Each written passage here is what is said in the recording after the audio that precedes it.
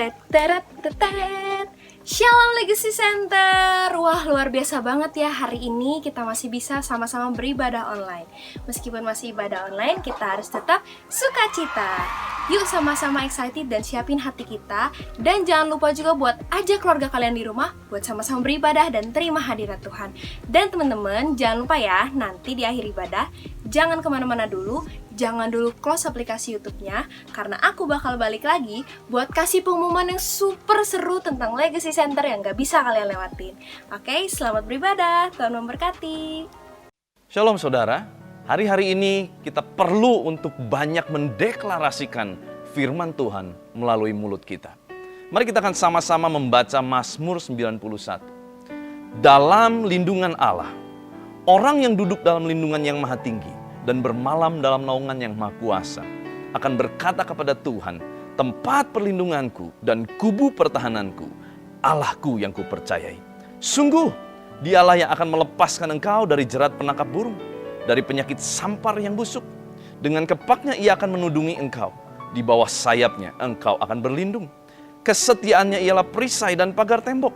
Engkau tidak usah takut terhadap kedahsyatan malam, terhadap panah yang terbang di waktu siang, terhadap penyakit sampar yang berjalan di dalam gelap, terhadap penyakit menular yang mengamuk di waktu petang.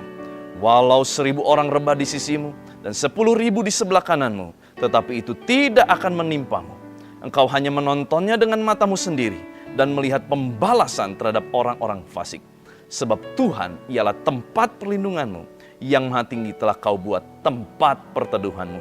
Malapetaka tidak akan menimpa kamu, dan tulah tidak akan mendekat kepada kemahmu. Sebab malaikat-malaikatnya akan diperintahkannya kepadamu untuk menjaga engkau di segala jalanmu. Mereka akan menatang engkau di atas tangannya, supaya kakimu jangan terantuk kepada batu. Singa dan ular tedung akan kau langkahi. Engkau akan menginjak anak singa dan ular naga. Sungguh, hatinya melekat kepadaku, maka aku akan meluputkannya. Aku akan membentenginya, sebab ia mengenal namaku. Bila ia berseru kepadaku, aku akan menjawab. Aku akan menyertai dia dalam kesesakan. Aku akan meluputkannya dan memuliakannya. Dengan panjang umur akan kukenyangkan dia, dan akan kuperlihatkan kepadanya keselamatan daripadaku. Amin. Terima kasih Tuhan. Sore hari ini kami mau memuji-Mu Tuhan. Kami mau menyembah-Mu. Sebab Kau perisai kami, gunung batu keselamatan kami.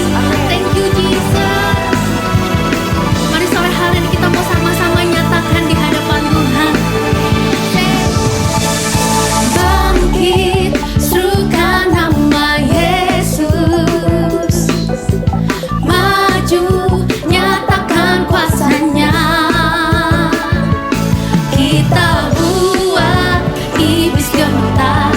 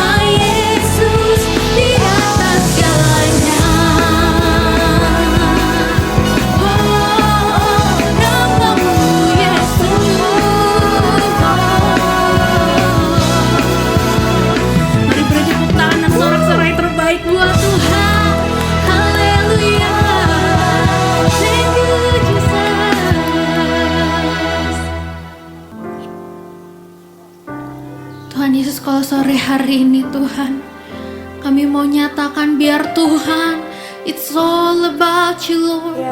It's all about you Lord. Sore hari ini penyembahan kami, pujian kami Tuhan, semuanya tentang-Mu Tuhan, semuanya meninggikan nama-Mu Tuhan Yesus.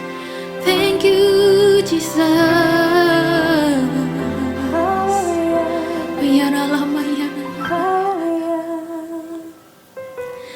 Jesus at the center of it all.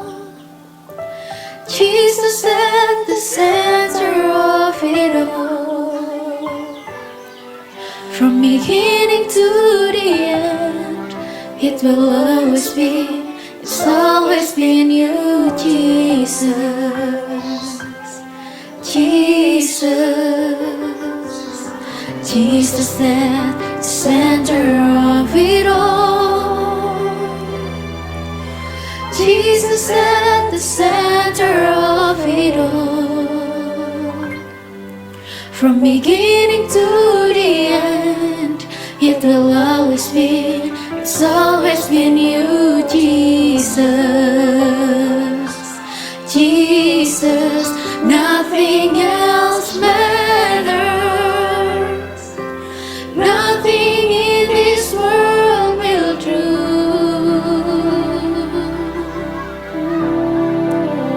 Jesus, you're the center.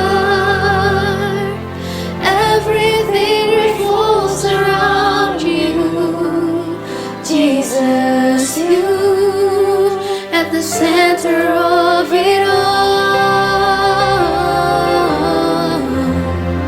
At the center of it all, Jesus.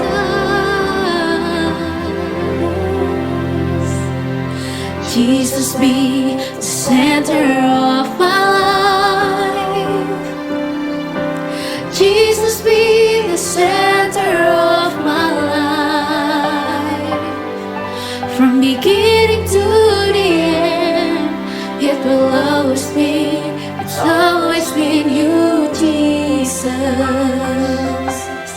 Jesus, nothing else matters. Nothing in this world will do. You're the center. Jesus, you're the center. Everything revolves around you. Jesus, you. Nothing else matters. Nothing in this world will do. Only you, Jesus. Jesus, you're the center. Everything revolves around you. Jesus, you. From my heart to the heavens, Jesus, be the center. It's all about you. Yes, it's all about you. From my heart to the heavens, Jesus, be the center. It's all about you. Yes, it's all about you. From my heart, Jesus, be the center. It's all about you. Yes, it's all about you. From my heart to the heavens, Jesus, be the center. It's all about you. Yes, it's all about you. Oh, Jesus. Yes, it's all about you.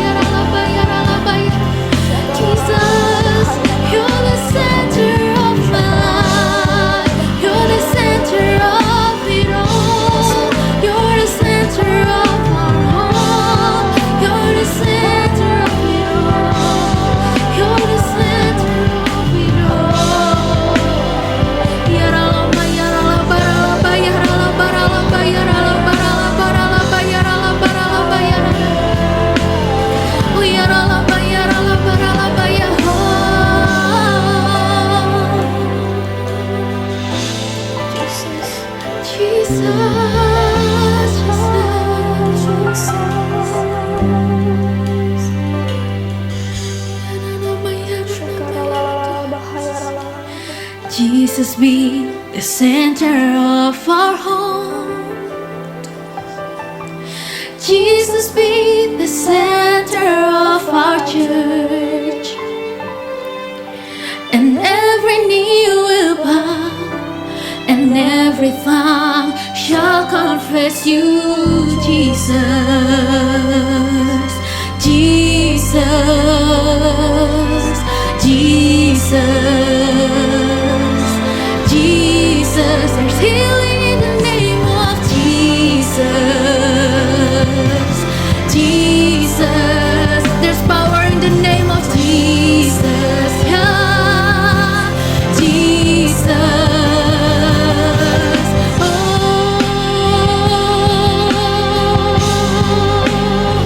From my heart,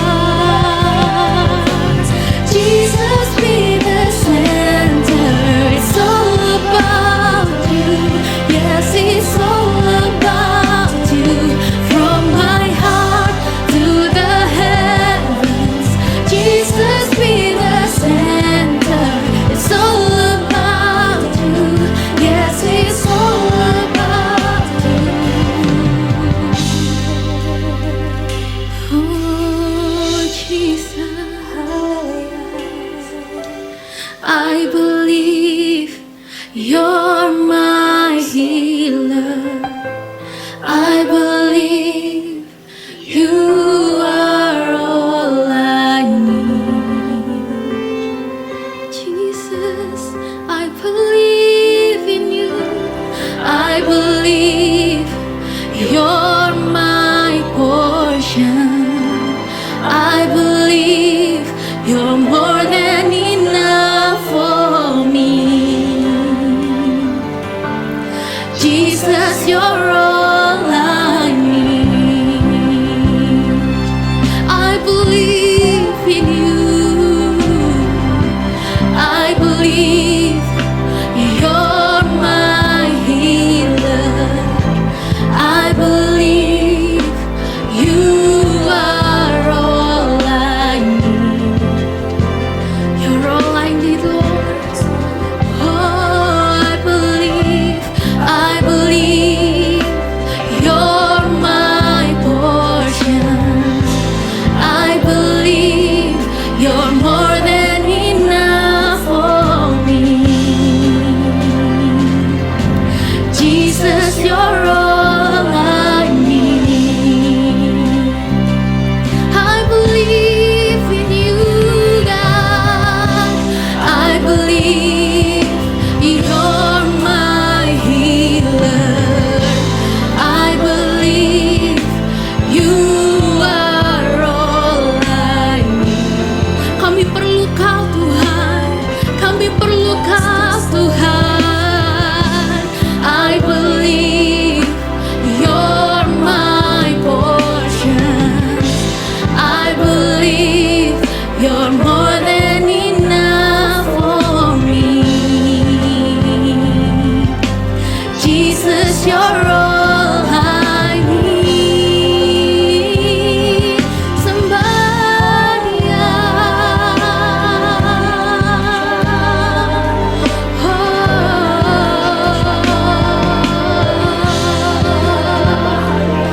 you're all I need, Lord. Kami perlu Kau, Tuhan.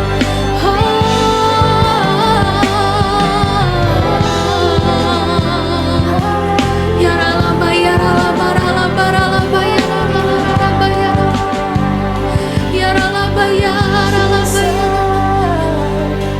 Nothing is impossible for you.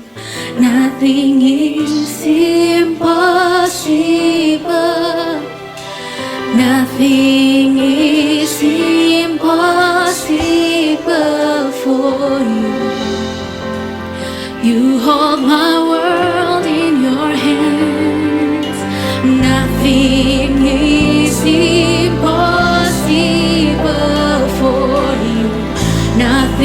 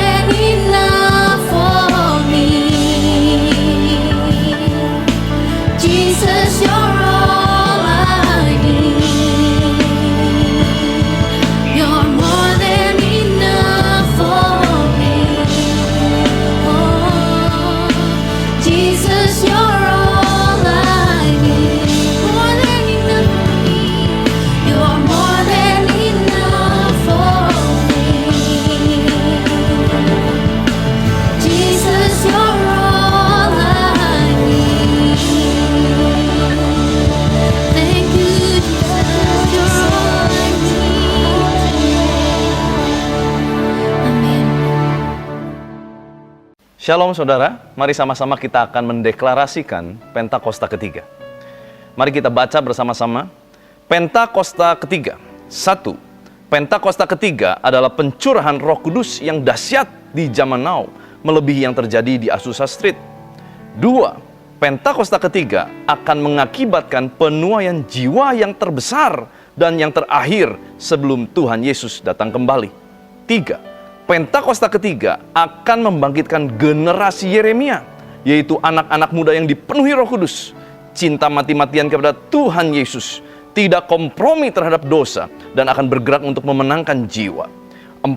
Pentakosta ketiga lahir di Indonesia dan bergerak ke bangsa-bangsa.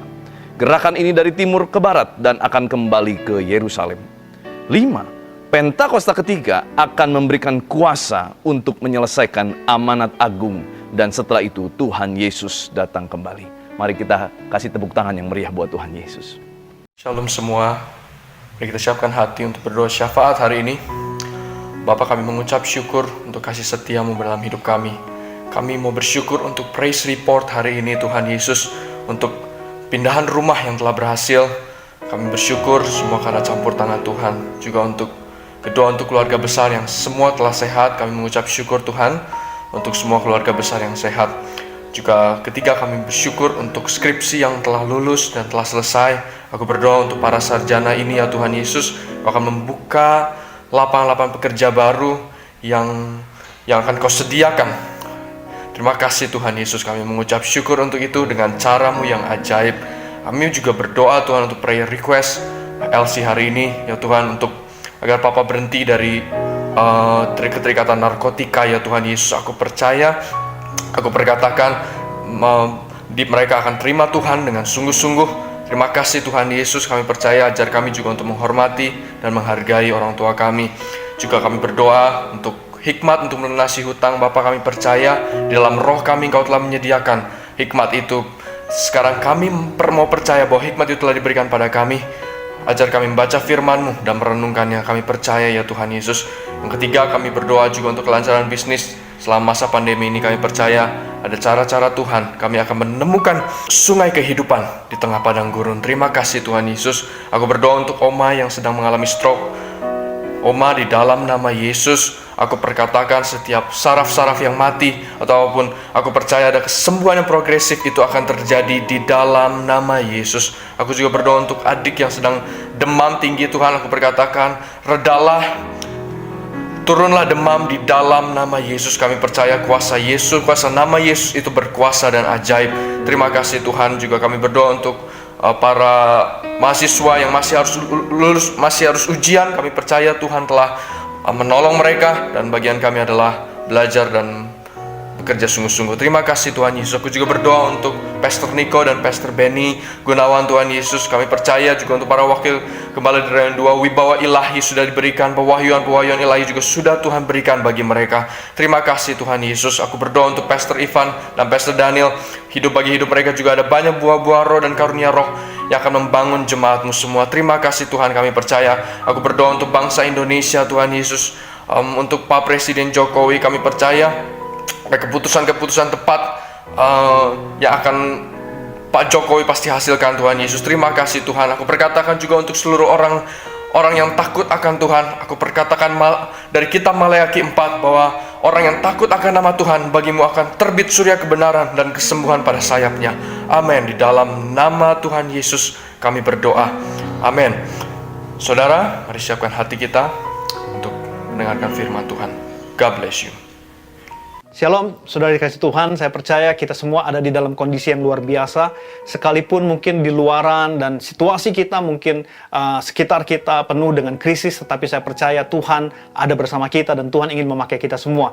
Oleh karena itu, mari tundukkan kepala kita sebentar, kita mau berdoa. Bapa, terima kasih anugerah kebaikan Tuhan untuk semua pemeliharaan anugerah Tuhan. Segala sesuatu boleh terjadi dalam kehidupan kami, sekeliling kami, tetapi kami percaya Tuhan ada bersama kami. Dan ini waktu yang baik Tuhan, sekalipun kami ada di tengah krisis, kami sedang ada di tengah pandemi Tuhan, tapi kami percaya di balik seluruh kesusahan ini, kesulitan ini, Tuhan punya rencana besar memakai setiap kami, anak-anak muda, untuk kemuliaan nama Tuhan. Pakai kami untuk melakukan kehendak Tuhan pada masa ini, melakukan kehendak Allah pada zaman ini. Terima kasih, berkati dan urapi kami semua. Di dalam nama Yesus kami sudah berdoa. Haleluya. Amin. Sudah dikasih Tuhan, saya percaya bahwa sekalipun mungkin secara realita kita melihat ada begitu banyak krisis, ada begitu banyak tantangan, ada begitu banyak hal yang mungkin bagi kita nggak enak, saudara. Tetapi di balik semua ini adalah sebuah rencana Tuhan untuk supaya amanat agung Tuhan itu digenapi. Supaya setiap kita, gereja Tuhan, semakin digerakkan untuk memenangkan jiwa. Nah, saya percaya, saudara, seperti yang tertulis di dalam Matius 28 ayat 19-20. Ayat yang sudah sangat kita kenal, ya, banyak pengkhotbah menceritakan, banyak gereja menceritakan, bahkan ini menjadi dasar banyak gereja, saudara. Ya, mari kita lihat bersama Matius 28 ayat 19-20. Karena itu pergilah, jadikanlah semua bangsa muridku, dan baptislah mereka dalam nama Bapa, Anak, dan Roh Kudus. Dan ajarlah mereka melakukan segala sesuatu yang telah kuperintahkan kepadamu. Dan ketahuilah aku menyertai kamu senantiasa sampai kepada akhir zaman. Nah, saudara dikasih Tuhan, anak-anak muda, saya percaya ayat ini adalah ayat untuk kita semua. Dan saya percaya situasi krisis ini adalah situasi yang Tuhan izinkan supaya amanat agung ini semakin diberitakan, semakin diperluas. Ada banyak manusia diselamatkan. Karena tujuan Tuhan, tujuan Allah adalah sebanyak mungkin manusia diselamatkan. 1 Timotius pasal yang kedua, ayat yang keempat, dikatakan, yang menghendaki supaya semua orang diselamatkan dan memperoleh pengetahuan akan kebenaran. Ya, sekali lagi, 1 Timotius 2 ayat 4, yang menghendaki supaya semua orang diselamatkan dan memperoleh pengetahuan akan kebenaran. Jadi saudara, sebenarnya ini adalah kerinduan Tuhan. Ini adalah tujuan Tuhan. Kenapa gereja muncul? Kenapa gereja ada? Kenapa kita jadi orang-orang percaya? Karena Tuhan ingin melalui kita ada sebanyak mungkin. Bahkan dikatakan semua manusia itu dikehendaki diselamatkan. Tuhan menghendaki semua manusia diselamatkan. Oleh karena itu saya percaya pesan daripada gembala sidang kita, Pak Niko, yang berkata bahwa hari-hari ini fokus kita adalah amanat agung. Saya percaya itu adalah suara Tuhan, pesan Tuhan bagi kita semua. Saudara, saya melihat hari-hari ini, sekalipun mungkin secara bayangan kita, secara pemikiran manusia, gereja sedang mengalami krisis. Kita nggak bisa ibadah secara offline, kita nggak bisa ketemu. Ya, komunitas-komunitas harus menggunakan online dan sebagainya. Tetapi saya percaya di balik ini semua ada satu rencana Tuhan supaya Injil diberitakan. Gereja tidak lagi dibatasi oleh yang namanya gedung. Gereja tidak lagi dibatasi oleh 4 sisi tembok gereja, tetapi gereja sekarang sudah menjadi sangat terbuka. Ya, melalui media online ini, melalui situasi seperti ini, saya percaya Injil semakin diberitakan. Saya percaya melalui situasi ini harusnya ada banyak jiwa diselamatkan. Oleh karena itu saya ingin menantang teman-teman semua, mari bangkit hari-hari ini. Ya, apapun situasi hidup kita, mungkin kita dalam krisis, baik krisis ekonomi, krisis kesehatan dan sebagainya. Tapi apapun situasi hidup kita, mari fokuskan diri kita. Tidak lagi melihat yang di belakang, tidak lagi melihat beban dalam kehidupan kita, tapi berlari-lari pada tujuan Allah, yaitu memenangkan sebanyak mungkin manusia. Nah, saudara kasih Tuhan, lalu pertanyaannya adalah bagaimana kita bisa memenangkan sebanyak mungkin manusia hari-hari ini dengan situasi gereja yang berubah banyak hal. Ya, saya hanya diingatkan bahwa salah satu yang perlu kita bangun, yang perlu kita lakukan di dalam masa penuaian ini, di dalam masa Injil diberitakan ini, adalah bagaimana kita kembali kepada esensi daripada rumah Allah, esensi daripada gereja. Kita melihat sebentar, saudara, saya melihat bahwa, ya, ini yang saya sedang renungkan, Kejadian 28 ayat yang ke-19. Di situ dikatakan demikian. Kejadian 28 ayat 19. Ia menamai tempat itu Betel. Dahulu nama kota itu Luz. Sekali lagi, ia menamai tempat itu Betel. Dahulu nama kota itu Luz. Nah, saudara, di sini pertama kali muncul kata Betel. Betel diambil dari dua kata, itu Bet dan El. Ya, yang artinya adalah Bet itu rumah, El itu Allah. Jadi pertama kali muncul kata rumah Allah itu ada di Kejadian 28 ayat 19 ini. Di mana tadi sebuah kota yang namanya Luz, Yakub ganti menjadi Betel. Nah, saudara, di dalam Kejadian 28 ini ada beberapa hal yang menjadi ciri daripada rumah Allah. Dan di dalam masa penuaian ini, saya percaya bahwa yang Tuhan inginkan adalah gereja kembali pada esensinya. Gereja kembali kepada yang diharapkan pada awalnya. Dan di dalam Kejadian 28 ini, setidaknya ada beberapa hal kita bisa pelajari. Ya, mungkin 3 hal saya ingin sampaikan pada saat ini. Ini bisa menjadi salah satu bagian daripada kehidupan kita. Kalau orang bertanya, bagaimana menginjil hari-hari ini? Bagaimana kita bisa menceritakan Yesus? Nah, mungkin kita harus kembali kepada esensi sesungguhnya daripada gereja, daripada rumah Allah. Waktu kita kembali kepada esensi rumah Allah, saya percaya kita akan menjadi alat Tuhan untuk penuaian di akhir zaman ini. Apapun harganya, berapapun harganya, mari kita bangun diri kita, dorong diri kita menjadi rumah Allah yang bisa berdampak bagi banyak orang. Yang mau katakan amin. Nah, mari kita melihat bersama. Yang pertama, di Kejadian 28, saya ingin kita bersama-sama melihat, ini cerita tentang Yakub, ya saudara. Saya ingin baca cukup panjang, supaya kita tahu ini cerita apa, saudara. Mulai ayat yang ke-10, dikatakan demikian. Maka Yakub berangkat dari Beersheba dan pergi ke Haran. Ia sampai di suatu tempat dan bermalam di situ. Karena matahari telah terbenam, ia mengambil sebuah batu yang terletak di tempat itu dan dipakai sebagai alas kepala, lalu membaringkan dirinya di tempat itu. Maka bermimpilah ia, di bumi ada didirikan sebuah tangga yang ujungnya sampai di langit. Dan tampaklah malaikat-malaikat Allah turun naik di tangga itu. Berdirilah Tuhan di sampingnya dan berfirman, akulah Tuhan, Allah Abraham nenekmu, Allah Ishak, tanah tempat engkau berbaring ini akan kuberikan kepadamu dan kepada keturunanmu. Keturunanmu akan menjadi seperti debu tanah banyaknya, dan engkau akan mengembang ke sebelah timur, barat, utara, dan selatan. Dan olehmu serta keturunanmu, semua kaum di muka bumi akan mendapat berkat. Sesungguhnya aku menyertai engkau, dan aku akan melindungi engkau. Kemanapun engkau pergi, aku akan membawa engkau kembali ke negeri ini. Sebab aku tidak akan meninggalkan engkau, melainkan tetap melakukan apa yang kujanjikan kepadamu. Ketika Yakub bangun dari tidurnya, ia berkata, sesungguhnya Tuhan ada di tempat ini, dan aku tidak mengetahuinya. Ia takut dan berkata, alangkah dahsyatnya tempat ini tidak lain dari rumah Allah. Ini pintu gerbang surga.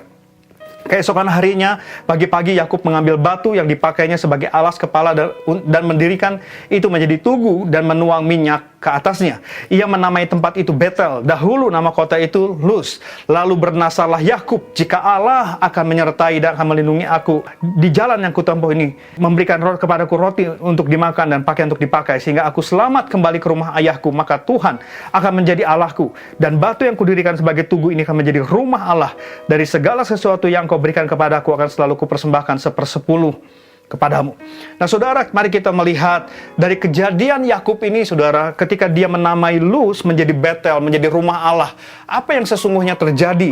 Setidaknya ada 3 hal yang mungkin saya bisa sampaikan dengan singkat, dan biarlah ini menjadi salah satu motivasi kita di dalam masa penuaian ini. Kita kembali kepada esensi gereja, dan waktu gereja bangkit, gereja kembali kepada esensinya. Saudara, saya percaya yang Alkitab katakan bahwa kita akan menjadi terang, kita akan menjadi garam, dan kita akan melalui hidup kita agar ada banyak jiwa dimenangkan. Yang pertama yang kita bisa lihat adalah di dalam Kejadian 28 ayat yang ke-16. Dikatakan demikian. Ketika Yakub bangun dari tidurnya, berkatalah ia, sesungguhnya Tuhan ada di tempat ini dan aku tidak mengetahuinya. Sekali lagi, ketika Yakub bangun dari tidurnya, berkatalah ia, sesungguhnya Tuhan ada di tempat ini dan aku tidak mengetahuinya. Saudara dikasih Tuhan, yang pertama, di dalam masa penuaian ini, di dalam masa Great Commandment ini, di mana kita harus memenangkan sebanyak mungkin jiwa-jiwa. Saudara, yang perlu kita bangun sebagai gereja, esensi gereja, yang pertama adalah menghadirkan Allah di dalam kehidupan kita. Di dalam ayat 16 yang tadi kita baca, dikatakan, sesungguhnya Tuhan ada di tempat ini. Saudara, ini kesempatan melalui ibadah online, melalui ibadah Zoom, melalui komunitas di online, komunitas Zoom dan komunitas yang lain yang mungkin nggak lagi berjumpa, tidak seperti biasanya kita ketemu, ya, saudara. Yang saya percaya bahwa yang harusnya kita impartasikan bukan hanya sekedar perjumpaan, hanya ngobrol-ngobrol, itu baik, itu membangun satu dengan yang lain. Tetapi saudara, yang perlu kita bangun adalah menghadirkan Tuhan. Waktu Tuhan hadir, saya percaya akan ada banyak jiwa diselamatkan. Waktu Tuhan hadir, saya percaya ada banyak jiwa diselamatkan. Saudara, mari dalam ibadah-ibadah online seperti ini, sekalipun terbatas, tapi saya percaya Roh Kudus tidak terbatas. Bahkan saat ini Roh Kudus sedang menjamah saudara. Bahkan saat ini Roh Kudus sedang ada bersama dengan kita semua di tempat ini. Saya percaya menghadirkan Tuhan akan menjamah jiwa-jiwa, menghadirkan Tuhan di dalam setiap apa yang kita kerjakan hari-hari ini. Baik di dalam usaha kita, pekerjaan kita, studi kita, apapun yang kita lakukan, dengan menghadirkan Tuhan melalui hidup kita, akan banyak jiwa diselamatkan. Saudara, mari biarlah ini menjadi fokus kita, mengejar Tuhan, menghadirkan Tuhan di dalam kehidupan kita. Yang pertama adalah hadirkan Allah. Ketika Allah hadir, Dia akan menjamah setiap hati. Waktu Allah hadir, Dia akan menjamah setiap manusia. Dengan adanya ibadah online seperti ini, saudara, awalnya saya juga termasuk yang bingung, termasuk yang mungkin agak gaptek begitu, saudara, gap teknologi. Jadi waktu ada Zoom dan semuanya, saya juga nggak terlalu menguasai. Awal-awal saya berpikir pandemi ini paling hanya 1-2 bulan atau 3 bulan. Tapi ternyata sampai, kalau kita hitung dari bulan Maret, di Indonesia, ya kalau di luar negeri mungkin ada yang lebih dahulu dari Januari, Februari, tapi di Indonesia mungkin Maret, saudara. Sekarang bulan Juli hampir Maret, April, Mei, Juni, hampir jalan 5 bulan. Dan belum ada tanda-tanda untuk selesai. Sampai akhirnya saya menyadari bahwa ini semua memang Tuhan izinkan terjadi untuk gereja mengalami perubahan. Khususnya saya pribadi mengalami perubahan. Awalnya saya menganggap ibadah online, ibadah komunitas lewat Zoom itu sepertinya kayak bukan asli lah begitu, saudara ya.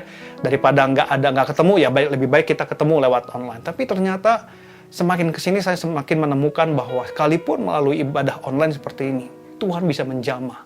Saya bisa melihat walaupun dalam ibadah online seperti ini orang disembuhkan, orang dijamah Tuhan. Beberapa mengalami kelepasan hanya dalam ibadah online seperti ini. Beberapa hari yang lalu, saudara, ada seorang hamba Tuhan, ya, dia tergerak untuk mendoakan saya lewat Zoom dengan koneksi yang sangat terbatas, dengan koneksi yang beliau sudah berumur, ya saudara, sudah hampir mungkin 80-an, saudara, umurnya. Beliau seorang pendoa syafaat yang sudah berumur, ya. Tiba-tiba bukan dari gereja kita, beliau dari kota lain, saudara. Tiba-tiba dia teringat saya, mungkin beberapa waktu lalu pernah ada berjumpa. Dia teringat saya dan dia mau berdoa bagi saya. Nah, saudara, dengan umur yang sudah usia lanjut, saudara ya, artinya dalam hal teknologi juga tidak menguasai begitu banyak. Kemudian juga koneksi yang terputus-putus, saudara.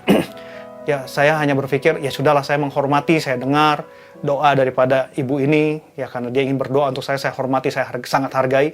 Tapi saudara, waktu beliau mulai berdoa, tiba-tiba saya merasakan hadirat Tuhan. Nggak ada worship, penyembahan, nggak ada, saudara, nggak ada alat musik yang seperti apa, nggak ada. Hanya ada seorang yang membantu lewat gitar, itu pun koneksi terputus-putus, jadi nggak terlalu terdengar. Tapi saudara, waktu dia mulai berdoa, Tuhan, aku berdoa, tiba-tiba saya menangis, saudara. Tiba-tiba Tuhan menjamah saya semakin menyadari, iya ya, sekalipun koneksinya mendet-mendetan, sekalipun koneksinya terputus-putus, tapi Tuhan tetap bisa menjamah. Karena bukan masalah koneksi, bukan masalah peralatan, tapi masalah Roh Kudus. Oleh karena itu, ini yang saya ingin kita sama-sama bangun. Penginjilan hari-hari ini bergantung pada Roh Kudus. Penginjilan hari-hari ini bukan karena kekuatan kita, bukan karena kepintaran kita, bukan hebatnya kita bicara, bukan karena karisma kita, bukannya karena kekuatan kita, tetapi kekuatan Roh Kudus. Kalau bukan Roh Kudus, gak mungkin terjadi hal-hal demikian. Dan beliau berdoa selama 40 menit, kadang-kadang terputus tapi tidak, kadang-kadang nyambung lagi, kadang-kadang saya kurang terdengar suaranya, tetapi hadirat Tuhan turun luar biasa. Oleh karena itu, saudara, yang pertama, kalau kita mau kembali sebagai Betel, rumah Allah, hadirkan Allah di dalam kehidupan kita. Hadirkan Allah di dalam pelayanan kita. Hadirkan Allah dalam setiap aspek kehidupan kita. Hal yang kedua, yang terjadi, saudara, di ayat yang ke-12. Maka bermimpilah ia, di bumi ada didirikan sebuah tangga yang ujungnya sampai di langit. Dan tampaklah malaikat-malaikat Allah turun naik di tangga itu. Saudara, di sini dikatakan Yakub melihat di Betel, di Luz ini, saudara, ada tangga dari bumi sampai ke langit. Ya, dari bumi sampai ke langit. Ini bicara kita harus menyadari ini bagian penting daripada gereja. Betel, rumah Allah, gereja adalah jembatan antara manusia dengan Tuhan, antara bumi dengan surga. Kita adalah jembatan antara orang-orang berdosa dengan Tuhan. Ada banyak orang yang berkata, tugas saya bukan untuk menginjil, itu tugas pendeta, itu tugas pembina rohani, itu tugas pelayan-pelayan Tuhan, tugas saya hanya jemaat, mendengarkan firman Tuhan, saya diberkati. Saudara, kita perlu belajar, ternyata ada satu bagian yang nggak mungkin dipisahkan dari sejak awal kata Betel ini muncul, sejak awal kata rumah Allah ini muncul, adalah kita adalah jembatan, kita adalah tangga antara bumi dengan surga, antara manusia berdosa dengan Tuhan. Saudara, oleh karena itu mari kita perlu menyadari apapun dalam kehidupan kita, mari kita punya satu fokus sama-sama supaya sebanyak mungkin manusia diselamatkan. Sekalipun kita ibadah online, mari ibadah online ini pun dengan tujuan bukan hanya sekedar supaya ibadah, sekedar supaya daripada ibadahnya vakum berbulan-bulan, kita buat ibadah online. Ibadah online seperti ini adalah sebuah sarana yang paling tepat, sebuah sarana yang luar biasa untuk menjangkau sebanyak mungkin manusia. Ibadah-ibadah Zoom yang ada, mari kita fokuskan untuk satu tujuan, menjangkau sebanyak mungkin manusia. Ajak sebanyak mungkin orang untuk terlibat di dalam Zoom. Ya memang masih sangat sulit ya saudara, kadang-kadang kita juga Zoom itu private dan segala masih banyak hal yang perlu kita pelajari di situ. Tetapi bagi saya ini adalah sebuah fasilitas hari-hari ini yang dimana Tuhan memaksa kita untuk menjangkau banyak jiwa, untuk menjangkau manusia-manusia yang belum terjangkau selama ini melalui sebuah situasi ya, dan melalui teknologi. Saya percaya ini adalah masa penuaian yang besar. Ini adalah masa di mana banyak orang udah nggak lihat lagi gereja mana, ya gereja ini, gereja itu, karena gereja semua juga sekarang sedang mengalami tidak jalan secara normal. Sekarang sudah sangat cair, saudara. Tapi yang penting adalah mari kita bangun sebuah prinsip bahwa penginjilan adalah bagian hidup kita. Penginjilan tidak bisa dipisahkan dari pelayanan kita. Penginjilan tidak bisa dipisahkan daripada gereja, daripada rumah Allah. Jadikanlah hidup kita alat untuk menjangkau banyak jiwa. Amin. Yang ketiga, saudara, yang kita bisa bahas dan yang mungkin yang terakhir pada saat ini, kita bisa melihat di ayat yang ke-17. Saya akan mulai ayat 16. Ketika Yakub bangun dari tidurnya, berkatalah ia, sesungguhnya Tuhan ada di tempat ini dan aku tidak mengetahuinya. Ia takut dan berkata, alangkah dahsyatnya tempat ini tidak lain dari rumah Allah. Ini pintu gerbang surga. Saudara, Yakub menyatakan di Luz, di Betel itu adalah pintu gerbang surga. Apa maksudnya saudara? Pintu gerbang itu adalah etalase. Pintu gerbang itu adalah layer pertama sebelum kita masuk ke sebuah tempat, ya saudara. Pintu itu adalah pembatas. Kita nggak akan pernah bisa melihat rumah seseorang tanpa pintu itu terbuka. Jadi pintu itu adalah etalase pertama. Ya bagaimana orang mau tertarik masuk ke dalam kalau etalasenya jelek, saudara? Bagaimana orang tertarik untuk melihat, untuk tinggal di dalam sebuah toko atau rumah kalau etalasenya itu nggak baik? Pintu gerbang surga bicara tentang kehidupan kita, bicara tentang setiap kehidupan kita adalah etalase daripada surga. Ya, tingkah laku kita, karakter kita, sikap kita, perkataan kita harusnya mencerminkan surga.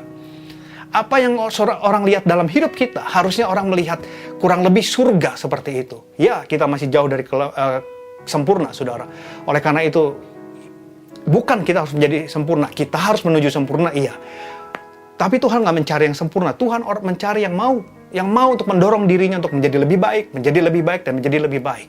Pertobatan adalah gaya hidup orang yang mengerti bahwa hidupnya adalah pintu gerbang surga. Dia akan berusaha merubah hidupnya.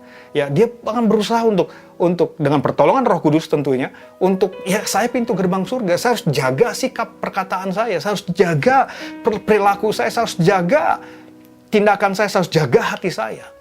Karena waktu orang lihat saya, harusnya orang lihat surga. Waktu orang lihat saya, harusnya orang lihat Yesus. Bagaimana orang mau bisa datang kepada Yesus kalau pintu gerbangnya rusak, kalau pintu gerbangnya karatan, kalau pintu gerbangnya berdebu? Bagaimana orang bisa melihat surga kalau pintu gerbangnya tidak cemerlang? Oleh karena itu, penginjilan hari-hari ini bukan hanya bicara tentang kita jago ngomong, jago khotbah, tapi bicara tentang bagaimana kita hidup seperti Yesus hidup. bagaimana kita berbicara seperti Yesus berbicara. Kita hidup layaknya seperti Yesus hidup. Kita belajar daripada kehidupan Yesus. Apakah sesuatu yang mudah, sesuatu yang sangat sulit? Tapi marilah ini menjadi tujuan kita. Ya, bahwa kita adalah pintu gerbang surga. Di masa penuaian besar ini, saudara. Di masa penuaian yang tanpa batas ini. Kita harus menjadi pintu gerbang surga. Attitude kita harus mencerminkan attitude daripada kerajaan surga. Attitude kita, sikap kita, perilaku, karakter, perkataan kita harus mencerminkan kerajaan surga. Nah, anak-anak muda dikasih Tuhan, saya percaya ini waktu yang luar biasa. Ya, mungkin secara realita kita melihat begitu banyak tantangan, tapi secara spirit saya merasakan ini awal dari sebuah kebangunan besar. Ini awal dari sebuah sesuatu yang akan Tuhan nyatakan luar biasa di depan. Tuhan gak pernah salah. Tuhan gak pernah coba-coba. Tuhan izinkan semua hal ini. Ya, ada hal-hal yang tidak enak mungkin kita alami, kita lihat.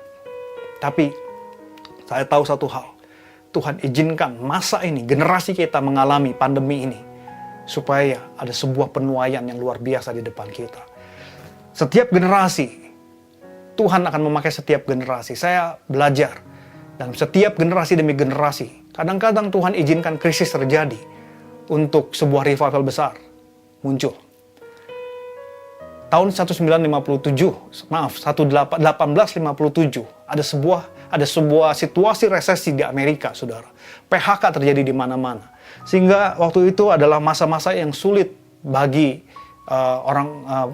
orang-orang di Amerika. Kurang lebih 150 tahun yang lalu, saudara ya. Kurang lebih. Nah, di masa-masa yang sulit itu, saudara, orang mengalami keputusasaan, orang mengalami enakan ya karena nggak punya uang, ada begitu banyak PHK dan ada begitu banyak orang yang membutuhkan pekerjaan, membutuhkan uang, tetapi mereka nggak bisa mendapatkannya. Muncullah seorang pengusaha yang yang biasa, saudara, bernama Jeremiah Lanphier. Dia hanya seorang pengusaha kecil, ya bukan terkenal lah, saudara. Dia hanya seorang yang biasa. Tetapi di masa krisis itu tiba-tiba dia digerakkan Tuhan untuk membuat sebuah ibadah doa. Ya, dia meminjam sebuah tempat di sebuah gereja dan dia membuat flyer, dia kasih ke gereja-gereja, dia kasih ke orang-orang untuk supaya pada jam istirahat, ya jam kerja itu ada jam istirahatnya jam 12 sampai jam 1 diadakan doa untuk situasi krisis yang sedang terjadi. Nah, saudara, dia sudah memberikan flyer, publikasi untuk orang-orang datang berdoa untuk situasi yang buruk itu. Tetapi saudara, pada waktu dia memulai, ya, tepat jam 12 pada waktu dia memulai, 1857 bulan September kalau nggak salah, saudara. Waktu dia memulai, waktu datang ke ruangan itu, dia tunggu, dan waktu sampai jam 12 lebih, saudara, lewat sedikit, nggak ada satu orang pun yang lain yang datang untuk berdoa. Tapi Jeremiah Lanphier, dia tetap berdoa. Sampai kurang lebih sekitar 40 menit kemudian, ada beberapa orang lagi datang, saudara. Hanya segelintir, saudara, nggak lebih dari 5 orang. Tapi dia melakukan itu seminggu sekali. Minggu depannya hanya beberapa orang datang, ikut, saudara. Jadi orang beranggapan itu acara biasa. Tapi Jeremiah Lanphier, dia terus tekun. Di masa krisis dia terus berdoa. Dia tahu bahwa ada sebuah rencana Tuhan. Sampai akhirnya, saudara, singkat cerita, di bulan Januari 1858, jadi beberapa bulan kemudian, ya, acara doa ini ternyata sudah dihadiri kurang lebih 3.000 orang. Saudara, bukan hanya seminggu sekali, tapi setiap hari ada 3.000 orang. Di tengah krisis yang luar biasa, mereka mencari Tuhan. Dan di bulan Maret 1958, saudara, 10.000 orang setidaknya setiap hari jam 12 sampai jam 1 berdoa mencari Tuhan. Bahkan dikatakan bahwa itulah awal daripada Great Awakening atau Great Revival di Amerika. Pada sekitar pertengahan abad ke-19. Dan itu dikenang di dalam sejarah gereja sebagai sebuah revival doa. Kebangunan rohani di mana orang-orang mencari Tuhan dengan luar biasa. Hari ini kita pun ada di tengah krisis. Tapi kita sebagai anak-anak muda, saudara dan saya, ini waktunya kita mengambil sikap. Mari kembali kepada esensi gereja sesungguhnya. Dan waktu kita kembali, saya percaya melalui saudara dan saya, ada banyak jiwa dimenangkan. Berapapun harganya, ini kesempatan. Berapapun harganya, kita harus menjangkau jiwa-jiwa. Amin. Mari kita tundukkan kepala, kita berdoa. Syuduriala bakariana mahantariala karyana mahantiara layara bahantia. Syukuriala bala bala bala bala bala bala bakara batakariala bakara batakariala bakariala bakariala bakaria. Syuduriala bariala bariala bariala karyala bahantiara la karyala bahantiara la karyala bahantiara la bakariana mahantia. Tuhan, kami percaya bahwa kuasa-Mu ada bersama dengan setiap kami. Seberapa banyak anak-anak muda yang sedang melihat acara ini, Tuhan. Aku berdoa Tuhan jamah. Aku berdoa Tuhan sendiri yang hadir bersama mereka.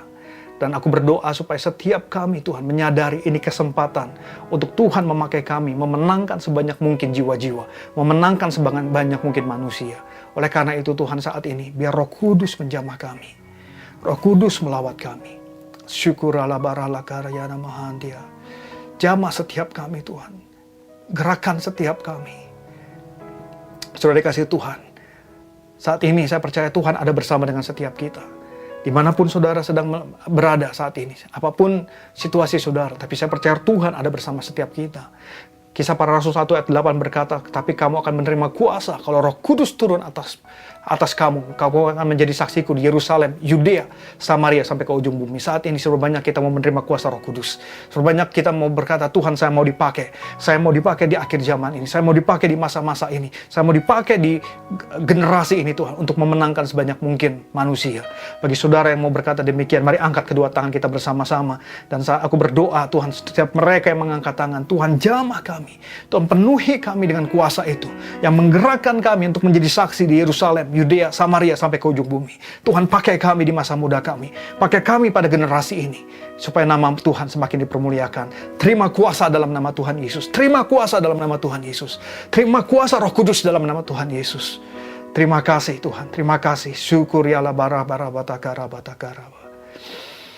Kami bersyukur untuk anugerah-Mu dan kebaikan-Mu. Ya Roh Kudus yang terus mengajar kami. Di dalam nama Yesus, kami sudah berdoa. Haleluya. Amin. Wow, luar biasa banget ya teman-teman, firman Tuhan hari ini benar-benar menguatkan dan jadi berkat buat kita semua. Terima kasih juga buat Pastor Fandi dan tim Praise and Worship hari ini yang sangat-sangat memberkati. Nah teman-teman, hari ini kita udah memasuki minggu kedua di bulan Juli, yang artinya kita juga udah memasuki tema kedua dari series Legacy Center yang berjudul Entering the New Era. Nah teman-teman, minggu lalu kita sama-sama udah dengerin nih Catching Fire dari Brother Kevin yang luar biasa keren. Dan hari ini kita juga udah dengerin Finish the Great Commandment dari Pastor Fandi yang luar biasa keren juga. Kira-kira minggu depan temanya apa ya? Minggu depan temanya nggak kalah keren kok. Judulnya Adapting to the New Normal. Penasaran kan? Makanya ayo ikutin terus series Legacy Center. Hopefully sepanjang bulan ini kita jadi semakin tahu teman-teman apa yang jadi isi hati Tuhan dan kehendak Tuhan buat setiap kita dalam memasuki era dan semester yang baru. Jadi ayo kita ikutin terus series Legacy Center. Dan yang kedua, buat teman-teman semua yang mau memberikan persembahan syukur, persembahan persepuluhan, sekarang kita semua bisa memberi lewat online. Teman-teman boleh scan barcode-nya di sebelah saya. Mari terus memberi dan menabur dengan sukacita. Gabut banget nih. Harusnya kan malam minggu keluar bareng pacar, tapi nggak punya. Mau keluar bareng temen juga belum pada boleh. Masa malam minggu anak muda di rumah aja? Tapi daripada gabut gak jelas, mending connect. Let's connect. Dan buat kalian semua yang belum tergabung sama Connect, jangan khawatir. Kalian tinggal hubungin nomor di bawah ini dan daftarin diri kalian buat bertumbuh bersama Connect. Let's connect. Perhatian. Sini. Ikut BBB yuk. Hah? Kamu nggak tahu BBB? BBB itu bukan bincang biasa. Di sana kita bakal diperlengkapi tentang pray, praise, and worship yang sayang banget kalau dilewatin. Jadi jangan lupa daftarin diri kamu dengan cara DM Instagram legacy.center dan kamu bakal dapetin link pendaftarannya. Dan acaranya bakal diadain hari Minggu jam 5 via Zoom. Jangan lupa ya, daftarin diri kamu segera. See you there! Setelah ikutan morning call, badan jadi lebih seger, hati jadi lebih damai. Pokoknya no mager-mager seharian. Jadi buat kamu yang mau ikutan morning call, ayo kita tunggu kehadiran kamu via Zoom setiap hari jam 5 pagi. Mari alami perjumpaan dengan Tuhan setiap harinya. Hey, ada berita penting nih. Healing Worship Online bakal diadain setiap hari Rabu jam 7 malam di YouTube-nya GB Sukawarna. Dan kita bakal langsung dilayani oleh Opa Niko loh. Jadi buat teman-teman, ayo buruan join. Dan buat teman-teman semua yang rindu didoakan atau punya prayer request, boleh langsung DM Instagram kita di @legacy.center.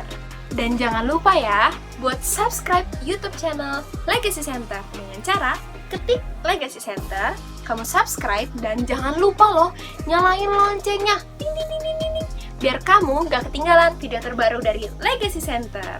Dan jangan lupa buat follow Instagram kita di @legacycenter dan @nextgensukawarna. Jangan lupa loh, jangan lupa. Anak-anak muda zaman sekarang emang kreatif banget ya. Nah, buat kamu, dan kamu, jangan lupa buat follow @netizen.market. Mari kita sama-sama dukung usaha online anak-anak muda Next Gen. Kamu kepo? Buruan cek! Oke teman-teman, so that's all for today. Happy Saturday, God bless you. Yuk teman-teman, sebelum kita mengakhiri ibadah kita, mari sama-sama kita angkat kedua tangan kita buat menerima doa berkat. Mari angkat kedua tangan saudara, terima berkat Tuhan. Kasih karunia yang berlimpah-limpah daripada Allah Bapa di dalam Anak yang tunggal Yesus Kristus. Persekutuan yang manis dengan Roh Kudus menyertai saudara sekalian mulai hari ini sampai Tuhan Yesus datang menjemput kita di awan-awan dan bahkan sampai selama-lamanya. Yang percaya bersama-sama katakan amin.